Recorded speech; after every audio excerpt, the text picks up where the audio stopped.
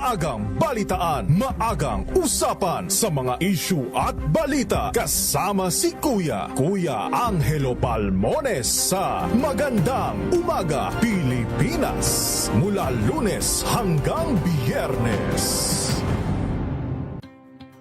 Luzon, Visayas at Mindanao. Isang oras na balita at talakayan ngayong araw hunang At ito linggo. ang programang Maynila, ito ang Pilipinas.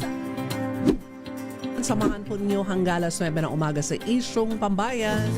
Giselle Rico-Fort. Naman si Edniel Paruso. Maraming salamat and of course sa mga sumama sa atin. Luzon, Visayas at Mindanao. Programang Ang Galing Mo Daw. Isang kwento, iba't ibang anggulo. Muli ako po, si Art. Ang mga maiinit na isyung pambayan, mga balitang kailangan mong malaman, usapin sa pamahalaan, politika, ekonomiya at kabuhayan. Ito ang mga dapat mong malaman, pakialaman at pag-uusapan dahil kayo ang tinig ng mamamayan dito sa Damdaming Bayan. Live sa DZRH Radio, DZRH TV at DZRH Digital. Kasama sina Lakay, Deo Macalma at Elaine Apit. Araw-araw, Lunes hanggang Biyernes. Damdaming Bayan. Check na araw mga health checkers. Ang mabuting balita ng ating Panginoon. Kasama pa rin ang ating mga eksperto. Ito po ang inyong balerina ng bayan, si Lisa Macuha Elizalde. Ito po ang Radyo Henyo sa DZRH. Una po ng isang magandang hapon. Buklatin ang mga pahina. Pakinggan ang boses ng lipunan. Tunghayan ang mga issue mula sa ibang katayuan. Nakakalungkot kasi deserve ba namin ng ganito? Hindi nila alam kung ano talaga yung kanilang mga karapatan. Yung gobyerno, tinulungan nila yung kanilang magsasaka. Pinapatahimik tayong lahat using various laws. Through education, kayang-kaya nating baguhin yung ganitong klaseng pag-iisip. Isang kwento, iba't ibang anggulo. Dito, sa Point of View.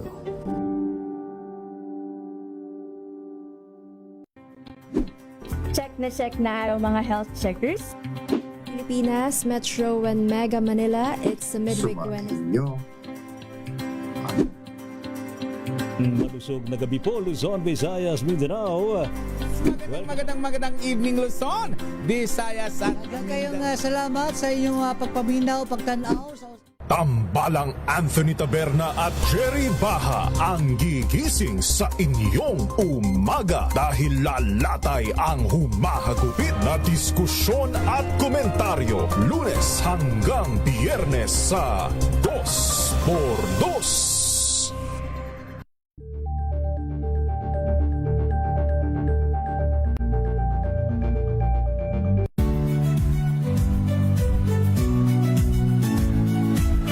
Magandang araw mga kaibigan. Ito po ang inyong balerina ng bayan, si Lisa Macuha Elizalde na nag-aanyaya sa inyong samahan kami at ang aming mga espesyal na panauhin para sa kalahating oras ng masayang kwentuhan sa aming programang Art to Art, kung saan ang usapang sining at kultura ay para sa lahat. Huwag kaliligtaan, tuwing linggo, alas 3:30 ng hapon, dito lamang sa DZRH Radio, DZRH TV, at via online streaming.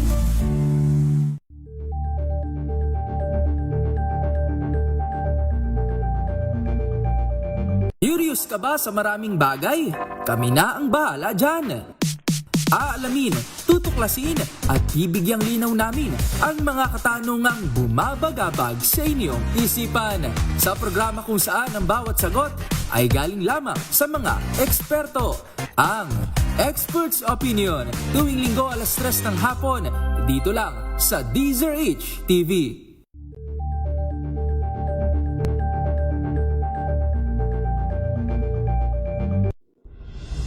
Tuloy-tuloy ang pagtulong, tuloy-tuloy ang pagseserbisyo at tuloy-tuloy ang balitaan kasama si May Binauhan sa Operation Tulong mula Lunes hanggang Biyernes.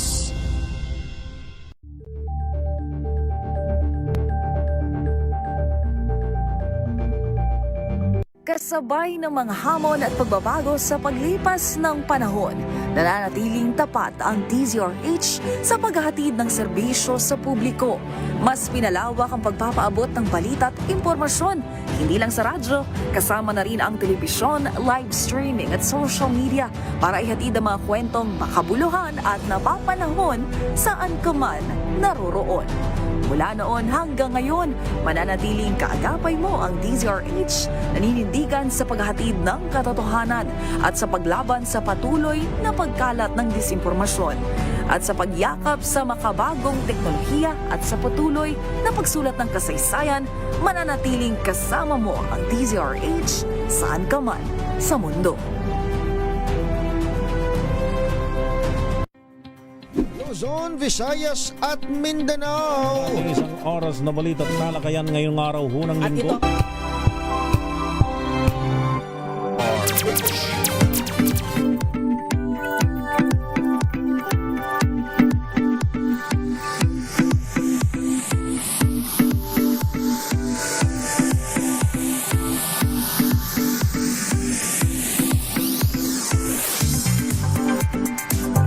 Ang ating oras, 10:51 ng umaga. Tuloy-tuloy pa rin tayo sa paghahatid ng mga tinutukan nating zona special reports dito sa DZRH. At ang binabanggit nga natin kanina, Beshi, ang tanong ng taong bayan na eto na nga sasagutin na ni Yuel Reyes. Wala, para bang nasa kay Yuel Reyes ang kasagutan. Dahil maituturing umanong tagumpay ang pagpasok ng Pilipinas sa upper middle income country category ng World Bank dahil sa pagtaas ng kita ng mga Pilipino. Pero nararamdaman nga ba na ang tagumpay na ito ng mga ordinaryong Pilipino, gayong patuloy pa rin ang pagtaas ng presyo ng mga bilihin? Narito ang special report ni Yuel Reyes. Mahal na presyo ng bilihin, paulit-ulit na pagtaas na presyo ng langis, paglagapak sa pinakamababang halaga ng piso at mabagal na paglago ng ekonomiya. Sa gitna ng mga hamong ito sa Marcos Jr. administration, isang tanong ang nabuo: paano nga ba naging upper middle income country ang Pilipinas? Nitong Enero, ibinaba ng economic managers sa 3.5 hanggang 4.5% ang target na paglago ng ekonomiya ng bansa para sa taong 2026. Mula yan sa naunang target na 5 hanggang 6%. Sabi ni Department of Economy, Planning and Development o DepDev Secretary Arsenio Balisacan, dahil yan sa epekto ng tensyon sa Middle East at flood control controversy na nakapagpababa sa gastos ng gobyerno na antalang infrastructure projects at mataas na inflation.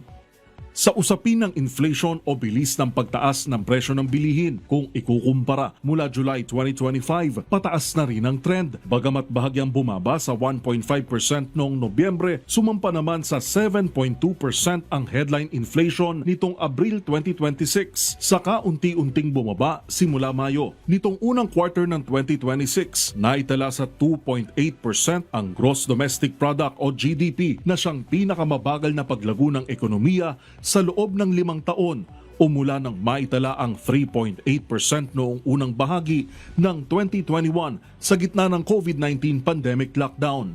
Sa presyo naman ng petrolyo, hindi pa rin bumabalik sa pre-war na presyuhan na nag-a-average sa 50 pesos hanggang 60 pesos ang kada litro.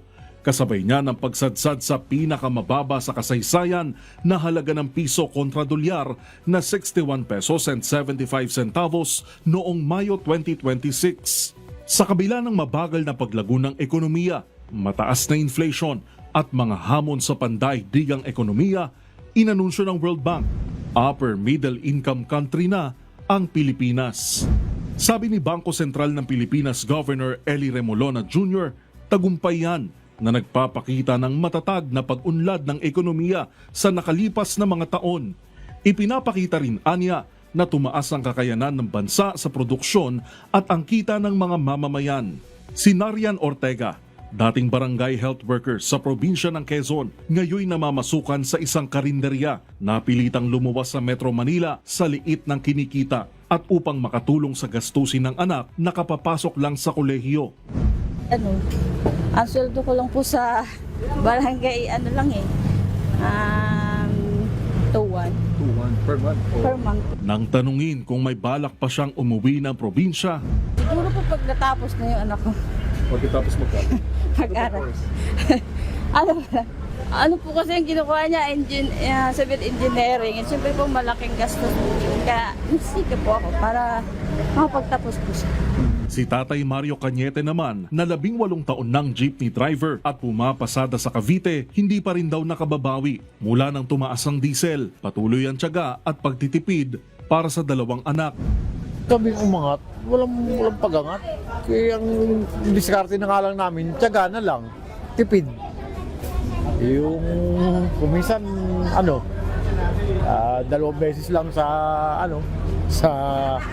ang kain sa buong maghapon, tanghalin, hapunan, gano'n, sa umaga. Hindi na rin daw siya naniniwalang babalik pa sa dating presyo ang diesel bago ang tensyon sa gitnang silangan. Hindi na babalik sa tansya ko yan. Paano babalik yan pag ganun ang presyo?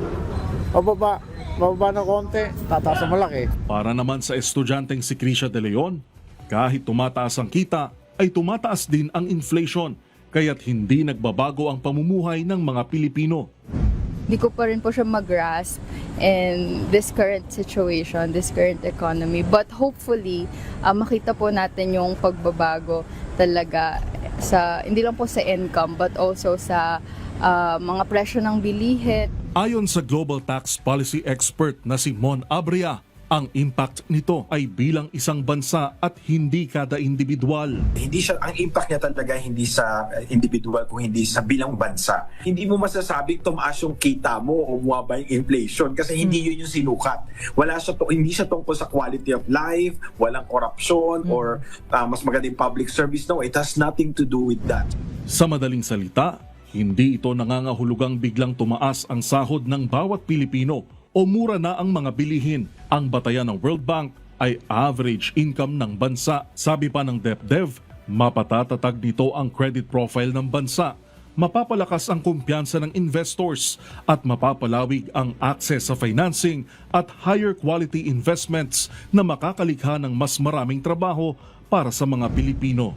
Ang pagiging upper middle income country ay isang mahalagang milestone sa ekonomiya ng Pilipinas. Pero para sa mas maraming Pilipino, ang tunay na sukat ng pag-unlad ay kung kailan mararamdaman sa hapagkainan, sa pamasahe, sa presyo ng bigas at sa bawat sweldong inuuwi ng mga manggagawa, bagay na hindi raw nila maramdaman.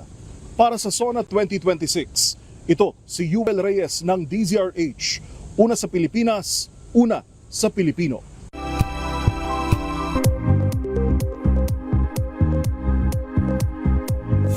Maraming salamat sa iyong SONA Special Report, Yuel Reyes. Kita ko sa binanggit nung isang tsuper na na-interview ni Yuel, si Sir Mario Cañete, 2 beses na lang daw sila kumakain sa Lunch isang at araw. Yes, tanghalian na lamang at hapunan. Tama nga naman ang sinabi. I mean, malaking milestone itong pagiging upper middle class income ng status ng Pilipinas sa ekonomiya ng bansa. Pero masasabi natin at masabi natin na totoo na talaga ito if mararamdaman na sa hapagkainan. Yan, mararamdaman ng taong bayan. Kasi ngayon, struggle pa rin talaga ang taong bayan, Beshi, na mag-cope up dito sa mga bilihin natin. Yes. Ang parating tanong ng taong bayan dyan, paano ko maiso-survive itong sahod ko hanggang sa susunod na namang sahod? Ganyan parati ang mantra ng tao. Oo. At ang sinasabi nga natin dito, Beshi, ay dapat talaga sumunod ang sahod sa pagtaas ng presyo ng bilihin. I mean, yung nakakabuhay na sahod. Ayan. Ito nga, Beshi, di ba kahapon nagsimula na yung wage increase? Yan. Ang tanong na naman dyan, Beshi, di ba yung wage increase ay para sa ating mga minimum wage earners? Metro Manila lang. Paano naman, Beshi, yung hindi nasakop ng minimum wage earner? Hindi na siya minimum wage earner. Diba? Kundi Tapos, nasa babang-baba na. I mean, medyo taas na siya sa minimum wage. Pero ang tataas gipit lang, pa din naman. diba? Tapos ang tataas lang yung minimum wage earners. So parang ano na sila parang malapit na silang malapit na silang tumugma sa sahod. Ayun. So parang yun ang tanong, ano ang gagawin natin sa mga kababayan natin Kaya nga, hindi nalalayo sa minimum wage alam mo, earners? kaya nga ang palagi ang reklamo ng mga kababayan natin online na nababasa ko lamang. Kasi yung mga tulong ng gobyerno ay para sa mga dukha, mahihirap. Pero papaano naman yung mga middle class na naghihirap din at siyang mga tumutulong sa siyang mga nagbubuwis, nagbabayad ng buwis, papaano naman po kami na nahihirapan din naman. Pero kahit papaano, syempre, siguro ang inuuna lang ay yung mga talagang mahihirap. Pero sana dumating ang panahon na may tulong ang gobyerno para sa lahat na pantay-pantay. Isa pa, Beshi, yung mga, itong nakaraan, di ba, meron tayong uplift, yung uplift tinatawag. committee. Tapos, merong ibibigay mula sa, kung di ako nagkakamali yung sa SSS, yung 20,000 pesos na earners monthly. Sila yung bibigyan ng additional, yung galing nga sa uplift. So, parang marami nagko-comment sa social media na, bakit naman sila lang? Yun na nga. Diba? Diba lang masasabi na, bakit? Hindi ba ako katulong-tulong? Diba? Hay nako. Alas 11 na po ng umaga bago tayo magpaalam, Beshi. Gusto ko munang pasalamatan ang mga sumama sa atin sa ating programa. Kay DJ Love Radio La Union, ang kanyang username sa YouTube. Happy Sunday daw. At saka kay Ma'am Teresita Atienza na nagsabing kawawa talaga ang jeepney drivers. Sana may increase kahit konti ang pasahe. Sabi nga ulit ni Ma'am Teresita Atienza, dapat lahat may increase, may formula para ma-correct ang wage distortion dahil sa pag-increase ng minimum wage. Tama yan. Sa pool mo, Ma'am Teresita. Maraming salamat sa mga iba pang sumama sa atin, kay Zaizen 1836, kay Sir Melvin Letrodo, at sa mga marami pang sumasama sa atin, kay Parauma. Hindi ko alam kung ito ba totoo mo sa pangalan. mga kasama naman natin, Beshi, sa Facebook, si Ma'am Adrian, Ma'am Adrian Dale Enriquez from San Jose del Monte, Bulacan. Kay Mama Ivy Gutierrez, Sir Alvin de Torres, Max Alvarez, Leo Havares mula sa Puerto Princesa City sa Palawan. Kay Sir Aaron Hervilla, yan, pinapabati niya ang kanyang nanay na si Ma'am Telly Hervilla at sa kanyang girlfriend na si Ma'am Annalyn Duran na lagi daw nanonood sa atin. Magandang umaga po. Hindi ko malilimutan, nilutuan mo ng tinola. Ayan. Good morning din kay Sir Ramon Abadillo, kay Sir Al De Santos. Pinapabati naman ni Ma'am Adrian Dale ng belated happy 18th birthday sa kanyang girlfriend na si Aina Antonel. Happy birthday! At speaking of birthday, gusto kong batiin ng happy birthday, belated happy birthday ang aking lola na si Lola Daging at Uncle Jason. Nandyan sa Bulucaon, Pigkawayan, North Cotabato. Kahapon sila nagdiwang ng kaarawan. Happy birthday po! Happy listening din sa aking Mother Earth, Vicky Cruzat nasa Lucena, at sa aking papa na nandito na sa may Makati ata. Sa aking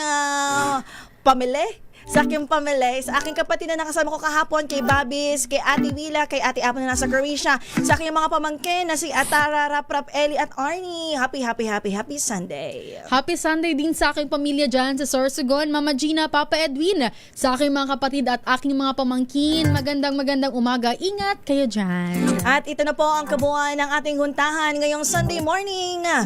Nakasama ninyo inyong Beshi. Isa ko po si Beshi Josa. At ito naman po si Beshi Wina Pearl. Para sa DZRH, una sa Pilipinas, una sa Pilipino. 3 minuto makalipas ang alas 11 ng umaga. Ang DZRH na... Wow, ang saya. Isang barangay na labada, puro mancha pa. Goodbye, pahinga. Mommy, isang laba lang yan.